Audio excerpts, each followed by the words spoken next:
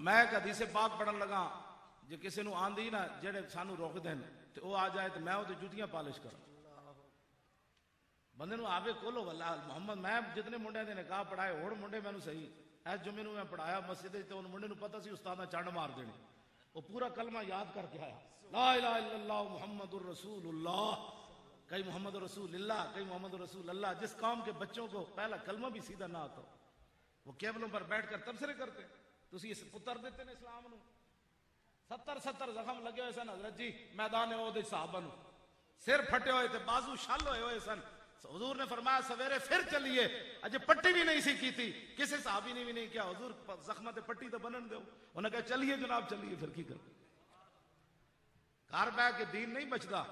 ہاں آج مسلمان یہی سمجھتے ہیں کہ خالد بن ولید دوبارہ تلوار لے کے آوے. خالد بن ولید اپنی ڈیوٹی دے گئے ہن تیری میری ڈیوٹی ہن خالد بن ولید قبر چوٹ کے 9 تلوارہ پھر نہیں توڑنی ہے. ہاں جی لکھاں لشکر جا کے تے انج نہیں. میں جدو ملک شام حاضر ہویا نا اے حادثہ تو میرے نال بعد وچ ہویا میں 2 سنتاں تے 3 وتر خالد بن ولید دے مزار نال موڈا لا کے پڑھیاں. بعد وچ میں کیا جناب ایڈے بڑے دلیر ہو خالد آدم علیہ السلام تو قیامت تک خالد بن ولید نو اللہ نے وہ پاور دیتی کہ آپ دا اٹھے ہویا قدم دفاع واسطے بھی واپس نہیں آیا. ہاں جی دفاع واسطے بھی نہیں آیا. خالد قدم چک لیا پھر چک لیا باویں لاکھ بندہ بھی اگے کھڑیا فرمایا میرا نام خالد آؤ. میں آکھا جناب ایڈے دلیر ہو تسی تے سخیاں دے مال وچ کمینے دا حصہ ہوندا سانو بھی کوئی دلیری دیو.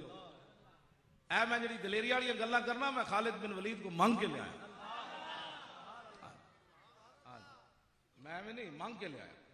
جدو میں دعا منگی اس تو بعد میں نے پھر ڈر کدے نہیں لگا ورنہ اس حالت وچ بندہ جیل وچ تھوڑا جاندا.